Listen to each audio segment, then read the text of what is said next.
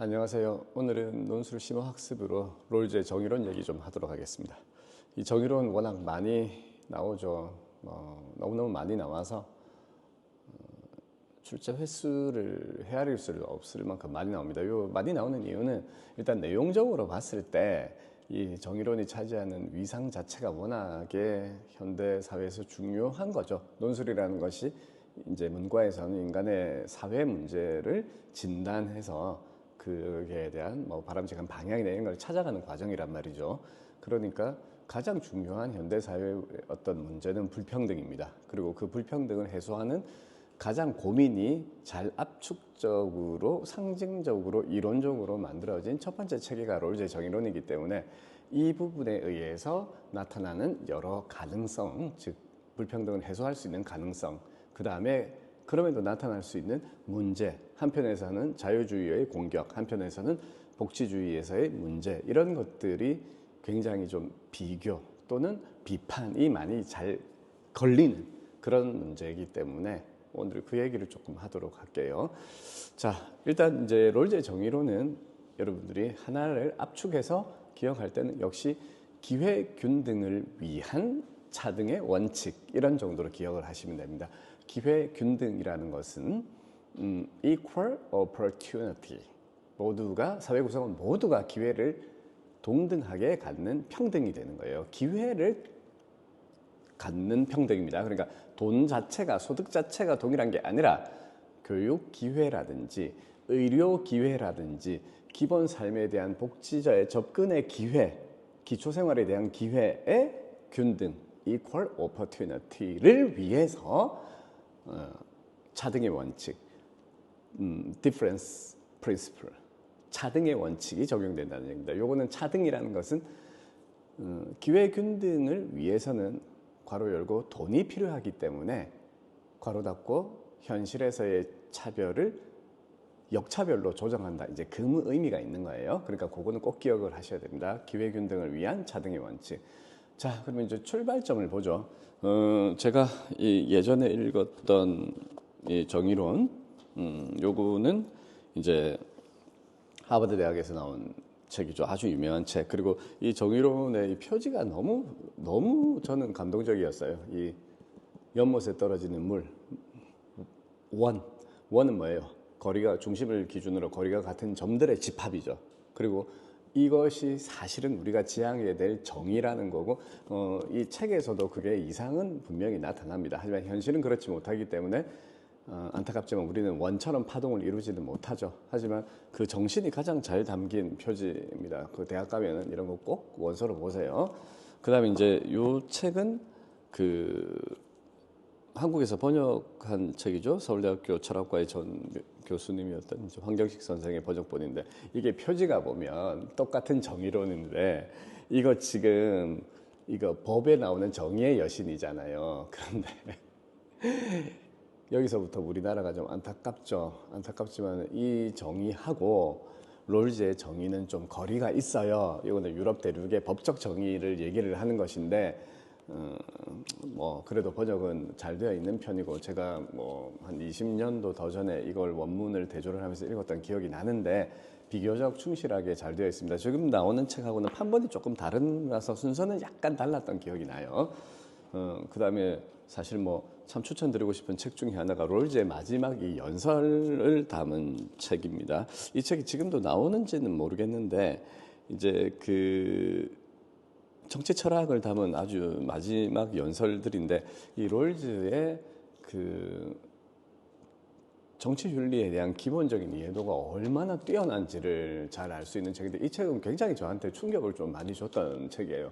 참고로 이 책에서 홉스에 대한 부분이 나오는데, 홉스를 제가 꽤 여러 차례 읽고 해설서나 논문도 꽤 많이 봤는데도 그것들을 확실하게 정리하는 정말 멋진 내용이었던 걸로 기억을 합니다. 이 대가의 특성이죠. 대가는 자기 이론도 참 잘하지만 일반적인 이론도 전개를 참 잘합니다. 약간 옆길로 샜네요. 다시 돌아오도록 하겠습니다. 자, 이 정의론에서 기회균등을 위한 차등의 원칙이라는, 소위 말하는 역차별을 정당화하는 이 이론이 태어난 1단계는 물론 뭐 다른 얘기들이 많이 있어요. 근데 교과서적으로만 하고 논술적으로 한정시키겠습니다. 일단 무지의 베일에서 출발합니다. Veil of ignorance. ignorance라는 것은 무지 또는 무시 두 개의 의미가 동시에 있어요. 그러니까 요 베일이라는 것은 fortuna, 운에 대한 개념이 먼저 나타납니다. 자, 우리가 인간 사회의 불평등은 뭐 물론 뭐 노력과 능력 이런 거 다 좋아요. 하지만 실제로 인간 사회에서 가장 많은 불평등 중에 하나는 우리가 어떻게 할 수 없는 걸로 나타나는 경우가 더 큽니다. 예를 들어 볼까요? 제일 중요한 게 출생, birth예요. 우리나라 사람들이 뭐 한국 내에서도 뭐 당연히 부잣집에서 태어났다, 가난한 사람한테 태어났다 뭐 이런 것들이 있겠지만 우리가 한국에서 태어나는 순간 어때요? 빈곤 국가에 비해서는 수십 배의 기대소득이 나오겠지만 굉장한 선진국에 비해서는 40%밖에는 기대소득이 안 나와요. 여러분들이 서울에서 태어나는 순간 뉴욕에서 태어나는 사람의 소득의 연간 기대소득의 평생 기대소득의 40%밖에 안 됩니다. 억울하죠. 그럼 뉴욕에서 태어나는 왜 이런 불평등이 생겼어? 하지만 이 출생은 운이지만 가장 중요한 불평등의 요인이 돼요. 그 다음에 또 다른 것들이 있죠. 이걸 이제 운명이라고도 하고 비가역성, 불가역성이라고도 하죠. 비가역적인 것 중에 하나는 사고 같은 게 있죠. 뭐 교통사고 같은 불행이라든지 또는 뭐 조금 확대해서 보면 전쟁 이런 것도 포함이 될 수 있겠고요. 그 다음에 자연재해 이런 것들입니다. 이런 데서 어떤 사람이 만약에 운전을 하고 가다가 산에서 돌이 떨어졌어요. 그래서 이 사람이 재해를 겪게 되었거나 재산상의 손실을 겪게 됐거나 또는 그래서 망했어. 그러면 불평등해지잖아요. 근데 이렇게 해서 나타나는 불평등은 사실 불평등으로서의 자격이 있어요, 없어요? 없죠. 다시 출생, 뭐 사고 이런 것들입니다. 이런 것들에 의해서 나타나는 불평등은 절대로 존재해서는 안 되는, 존재 가치가 없는 불평등이잖아요. 그런데 아까 제가 말씀드렸지만 출생 같은 경우에는 가장 우리의 불평등의 근본 원인이 됩니다. 아시겠죠? 서울에서 태어나느냐, 뉴욕에서 태어나느냐, 빈곤국에서 태어나느냐. 그거 우리가 선택한 거 아니잖아요. 그죠? 뭐 인도 뭐 특정 국가를 지정해서 미안합니다만 그런 데서는 뭐 왜 뭐 전생에 죄를 지었으니까 네가 이렇게 태어난다. 그런 인과를 부여하지만 실제로 우리가 뭐 나라를 구해서 이렇게 됐는지 알 수 없죠. 그런 것들이 사실은 무지가 되는 거예요. 그래서 이 무지의 베일이라는 거는 우리가 자원을 분배하는 경제적 개념에서 운명과 같은 비필연적인, 비가역적인 요인을 다 제거한 상태로 상황을 보자라고 보는 것이 무지의 베일입니다. 쉽게 말씀드리면 인간이 이렇게 이해하면 더 편해요. 인간은 출생에 의해서 차별을 받게 되는데 출생은 차별의 요일로는 부적절하니까 없애버려라. 그렇게 이해하는 게 더 낫습니다. 물론 생윤시험 문제를 풀기 위해서는 이렇게 하시면 안 되고요. 우리가 통상적으로 지식적으로 이해할 때는 무지의 베일은 이렇게 이해하시는 게 더 좋아요. 아시겠죠? 출생이라는 또는 운명이라는 뭐 그냥 출생만 놓고 와요. 쉽게 출생 같은 이런 불평등을 유발하는 자격을 없는 녀석이 불평등이 유발하지 못하도록 하나의 막을 쳐버리는 것을 무지의 베일이라고 봅니다. 아시겠죠? 그러면 무지의 베일의 전제를 했을 때는 어때요? 출생은 사람을 차별하는 도덕적 자격이 없는 거예요. 그런데 그 다음입니다. 현실에서는 어때요? 아까 얘기했듯이 출생이 가장 큰 차별을 내죠.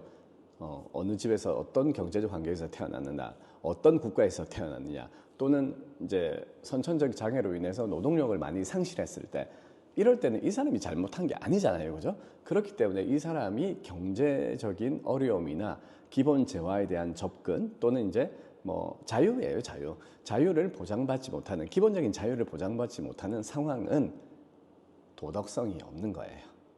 아시겠죠? 다시입니다. 출생은 그 자체가 불평등 요인으로 부적절한데 현실에서는 출생으로 인해서 기본 재화에 의한 접근 또는 기회에 대한 접근이 차단되기 때문에 문제가 발생하는 거예요. 그리고 그것은 나중에 생애 소득의 차이라든지 이런 것으로 급격하게 불평등을 강화시키겠죠. 그죠? 그러다 보니까 이 부분을 평등하게 해야 된다라고 봅니다. 자, 여기서 다시 정리할게요. 출생은 러프하게 쉽게 정리하겠습니다. 출생은 그 자체로 불평등의 정당성이 없음에도 현실에서는 불평등으로 인해 최소수의 계층이 기본 재화를 공급받지 못하는 기회균등의 불평등이 나타납니다. 또는 심화되죠. 자유주의 사회에서. 그러니까 이를 방지하고자 또는 이러한 부당한 불평등을 완화, 해소하고자 그 다음으로 나타나는 게 차등의 원칙이 되는 거예요. 왜냐하면 외로 다시 돌아오면 우리는 출생과 같은 운을 평등의 또는 분배 기준으로서는 인정하지 않았기 때문에 기본 재화에도 충족하지 못하는 최소수의 계층의 불평등은 문제가 되는 거예요. 아시겠죠? 그러면 이제 그걸 통과한 기본 재화 또는 기회 균등이 보장되는 정도의 평등을 재화를 분배받은 이 수준이 되어서는 어떠냐? 그쪽에서 나타나는 불평등은 인정이 되는 겁니다. 아시겠죠? 그런 것들이 이제 디퍼런스 프린시플, 차등의 원칙이 되는 거예요. 원칙적으로는. 그런데 이제 이게 분배 과정에서의 문제고 재분배로 사실은 넘어갈 수밖에 없어요. 왜냐하면 이건 이론의 세계고 실질적으로 아까 제가 뭐라고 했어요. 출생은 자원 분배의 불평등 요인으로 자격이 없음에도 불구하고 현실에는 어때요? 가장 강력한 힘을 끼치게 됩니다. 그러니까 그 다음 단계 최소수의 계층들이 얻어맞게 되는 기회균등의 불평등이라는 불평등은 사실은 불평등으로서는 도덕적 정당성이 없는 거예요. 그러니까 출생 때문에 학교를 못 가고 가난해서 교육을 못 받고 치료를 못 받는 그래서 발생하는 문제는 도덕적 정당성이 없죠. 그러니까 그것은 어떻게 해야 된다? 사회가 도와줘야 되는 거예요. 기회균등이라는 것은 결국 가난한 사람이 억울하게 차별을 받는 것인데 뭐 억울한 거 다 인정하고 다 도와야 된다고 인정하지만 그렇다고 하늘에서 돈이 떨어지는 건 아니에요. 그죠? 그러니까 어쩌죠? 재원을 마련을 해야 된다는 거죠. 그러니까 어때요? 부자들에게 차등적으로 세금을 매기거나 해서 그 돈으로 약자를 돕는 거예요. 그러니까 어떤 현상이 벌어져요? 평등을 위해서 차별을 해소하기 위해서 역차별을 시행하게 됩니다. 이런 역설이 나타나요. 다시 차별 해소, 즉 약자의 기회균등이라는 차별 해소를 위해 다수, 돈 많을수록 더 내놓으라고 하는 누진세 같은 거죠. 역차별이 정당화되는 거예요. 여기에서 이제 쟁점이 벌어지게 됩니다. 물론 뭐 다른 부분 무지의 배율이라는 것도 과연 존재하느냐 이런 거에서도 논쟁은 많이 벌어졌겠지만 이 차등의 원칙이라는 거 수단으로서 그러니까 기회균등이라는 목적을 위해 차등의 원칙이라는 수단을 사용하게 되는데 이 차등의 원칙이라는 녀석이 문제를 일으키는 거예요. 왜? 첫째, 논술에서 많이 이제 진단을 하는 것이죠. 부자가 가난한 사람이 가난하기 위한 목적으로 돈을 번 게 아니기 때문입니다. 요거는 이제 좀 자유주의적 시각이 됩니다. 즉 부자는 부자대로 돈을 자유롭게 벌었고 가난한 사람은 가난한 사람대로 약자는 자유롭게 벌었던 건데 그렇다면 부자가 돈을 번 게 나는 돈을 많이 벌어가지고 많은 사람들을 가난에 빠뜨릴 거야 이렇게 돈을 번 사람은 별로 없다는 얘기예요. 알겠죠? 뭐 실제로 있을 수도 있겠지만 일반적으로 원칙화할 수 없잖아요. 그러니까 의도가 부자가 부를 축적한 의도가 가난한 사람을 가난하게 만드는 게 아니었는데 왜 그 사람에게 징벌적인 과세를 하게 되느냐라는 겁니다. 이게 이제 노직과 같은 자유주의 입장에서 나타나는 비판이 돼요. 아시겠죠? 그 다음에 이제 두 번째는 롤즈는 의외로 공리주의적인 시각을 갖고 있어요. 당연한 게 이제 롤즈 본인이 캠브리지 대학으로 유학을 갔죠. 이제 그런 것들은 기본적으로 영국의 공리주의적 전통, 유틸리테리아니즘의 전통에서 불평등을 완화하려고 했던 겁니다. 그래서 실제로도 이제 롤즈의 이 정의론에 보면은 그 파트가 있죠. 이제 유틸리테리아니즘, 그 다음에 inequality, 뭐 benevolence 이 개념이 있어요. 즉 차등의 원칙을 롤즈는 박의 보편의 관점으로 봅니다. 그러니까 부자들 너희들이 돈이 많으니까 좀 뜯겨라 쉽게 말하자면 가난한 사람을 위해 뜯겨라 이런 박의 개념으로 보는데 이게 최대 다수의 최대 행복의 원칙하고 의외로 부합하기도 해요. 왜냐하면 최대 다수의 최대 원칙이라는 것은, 최대 행복의 증진이라는 것은 사회 구성원에서 약자와 강자가에 대한 구분이 없어요. 자유로운 평등을, 자유라는 측면에서 평등을 전제를 해버렸기 때문에 사실은 다수 소수의 개념이 존재하지 않거든요. 그런데 현실에서는 다수 소수가 존재하잖아요. 그러니까 의외로 정의론이 사회의 쾌 집합의 크기를 늘리는, 즉 공리를 증진시키는 원칙에 부합하기도 합니다. 그런데 경우에 따라서는 이게 공리주의하고 유사하기도 하고요. 다만 순수 공리주의의 전통적 공리주의를 봤을 때는 여기서는 사회 구성원에 대한 우열을 나누어서 차등적 접근을 하지 않죠. 그러니까 모두가 다 쾌를 추구할 수 있는 자유를 갖고 있기 때문에 누구나 다 평등하게 자유롭게 쾌를 추구할 수 있단 말이에요. 그런 관점에서는 공리주의 입장에서 롤즈의 이런 불평등에 대한 시도 자체가 다수의 자유를 침해하는 문제를 일으키게 됩니다. 아시겠죠? 다수의 자유를 침해합니다. 왜? 다수의 돈을 뺏어가니까. 그죠? 그렇게 됩니다.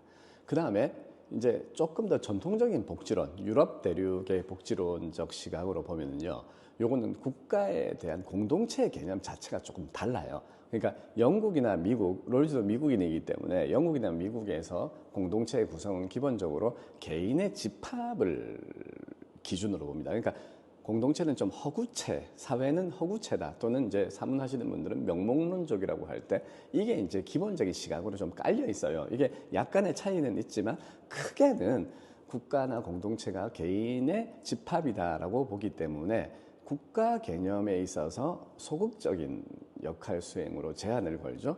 그런데 이제 이게 유럽 대륙으로 가면은 국가는 가족 공동체의 확대, 특히 독일 같은 데가 그렇잖아요. 가족 공동체 확대형으로 보는 경우가 많아요. 그러니까 가족 공동체 확대라는 거는, 가족이라는 거는 같은 부엌에서 같이 밥 먹잖아요. 그래서 유럽의 경제 자체, 우리가 이코노미 경제라는 게 오이코스, 부엌이라는 말에서 나왔단 말이에요. 그러니까 유럽 대륙은 경제학이라는 부분도 그렇고 정치적인 부분도 그렇고 굉장히 공동체적 시각이 강해요. 그러면 이 시각에서 봤을 때는 롤즈의 정의론이 어떤 한계가 있느냐 하면 약자만 돕는 뜨뜻미지근한 제도가 됩니다.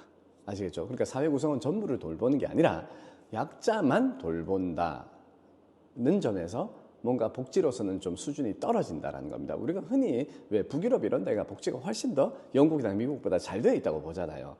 왜냐? 영국이나 미국은 약자만 커버하는 정도만 되는데 북유럽은 중산층까지도 훨씬 더 이게 수준 높게 제공이 되죠. 그러니까 그런 부분에서는 복지 수준이 떨어진다라고 볼 수도 있고요.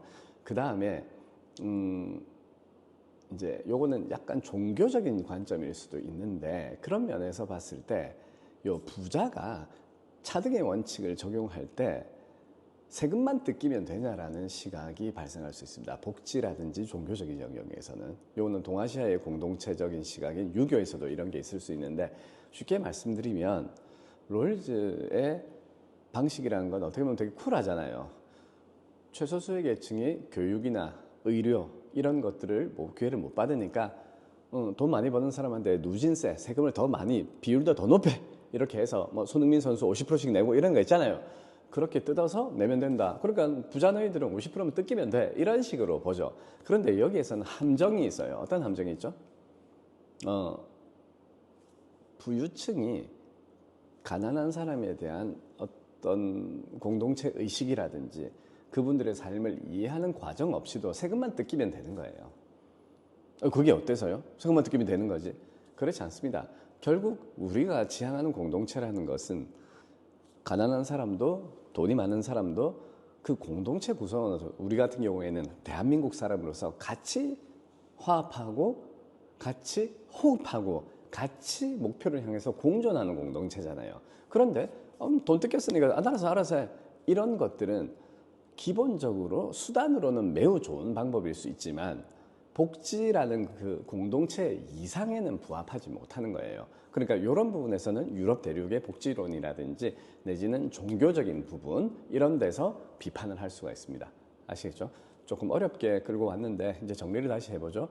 자, 롤즈의 정의론은 기본적으로 인간은 출생과 같은 우연적인 요인으로 의해서 불평등은 생겨서는 안 되는데, 다만 그 현실에서는 그 출생에 의한 불평등이 너무 크게 작용하고, 그래서 교육이라든지 의료라든지 기초생활 같은 데서 최소수의 계층이라는 존재들이 나타난다는 거예요. 가난한 사람들이죠. 그러니까 이 사람들을 부당하게 출생이라든지 사고 또는 노령, 이런 자신이 능력이나 노력을 개입하지 않았을 때 나타나는 어떠한 우연적인 요인에 의해서 발생된 어떤 상황이기 때문에, 이를 개선하고자 공동체는 이제 다수, 즉 돈 많은 사람들한테 세금을 많이 뜯어가지고 이들을 돕는다. 이게 기회균등을 위한 차등의 원칙이 된다는 얘기입니다. 그런데 이게 몇 가지의 문제점이 있다고 얘기를 했죠. 첫째는 이 차등의 원칙을 하려면 부자들한테 세금을 뜯어야 되는데, 그게 세금을 뜯을 수 있는 권리가 과연 국가가 있느냐라는 거예요. 왜? 부자가 돈을 많이 번 게 가난한 사람을 가난하게 만든 것과 직접적인 연관성이 없다는 얘기입니다. 즉 부자가 나 돈 많이 벌어서 가난한 사람들을 가난하게 만들어야지 라고 돈을 번 건 아니라는 얘기예요. 그러니까 의도가 없는데 처벌을 하는 식의 징벌적 과세는 정당성이 없다는 얘기입니다. 그 다음에는 공리주의 입장에서 봤을 때는 의외로 약자의 불쾌를 올려줄 수 있고 다수의 불쾌는 줄어들기 때문에 이게 공리적 입장에서도 맞아떨어지기도 한다고 얘기를 했어요. 하지만 공리주의에서는 다수와 소수라는 구분 없이 모두가 자유를 추구해야 되는데, 누진세는 다수의 자유를 침해할 우려가 있어요. 그런 데에서 또 공리주의 입장에서는 비판할 수 있습니다. 그 다음에 이제 유럽의 복지주의 국가라든지 또는 종교적인 이런 관점에서 봤을 때는 복지 입장에서 봤을 때는 최소수의 계층 정도만 돕는 좀 뜨뜻미지근한 복지가 나타난다. 즉 중산층도 혜택을 받지 못한다. 이런 문제가 생기고요. 그 다음에 종교적인 관점에서 봤을 때는 그냥 뭐 돈이나 띡띡 주고 나서 야 너희들 내가 돈 냈으니까 알아서 살아, 이런 식의 사회 철학이 될 수밖에 없다. 이거는 공동체가 약자를 바라보는 연민이라든지 또는 박애의 정신 같은 것들은 너무 배제된 게 아니냐. 물론 롤즈 이 마지막 부분에 대해서는 저는 그렇게 생각하진 않아요. 롤즈의 텍스트 자체는 이 박애라는 부분을 참 여러분 베네볼런스라는 개념을 참 많이 쓰고 있는데, 다만 이제 현실에 나타날 때는 그런 것이 아니냐가 됩니다. 자, 오늘 얘기는 조금 심각한 얘기였죠. 정의론은 굉장히 많이 출제가 되고, 아까 얘기했듯이 이 비판의 제가 포인트는 각 대학별로 한 해 몇 번씩 나왔던 주제들이기는 합니다. 그래서 지금 이 내용도 사실 롤즈의 정의론을 제가 수업 시간에 많이 다루고 있기 때문에 이런 부분들이 정리가 필요한 학생들이나 또는 논술에서 롤즈의 정의론을 어떻게 하면 접근해 보겠다라고 생각하시는 분들 한번 보시기 바랍니다. 방금 내용을 확인하시고요. 그리고 이게 생윤하고는 약간의 차이가 있는 미묘한 느낌을 받으실 수 있어요. 생윤을 하시는 분들은. 근데 이제 논술에서는 이런 정도의 틀로 이해를 하시면 된다는 걸 기억해 주시기 바랍니다. 네, 긴 시간 동안 고생하셨습니다.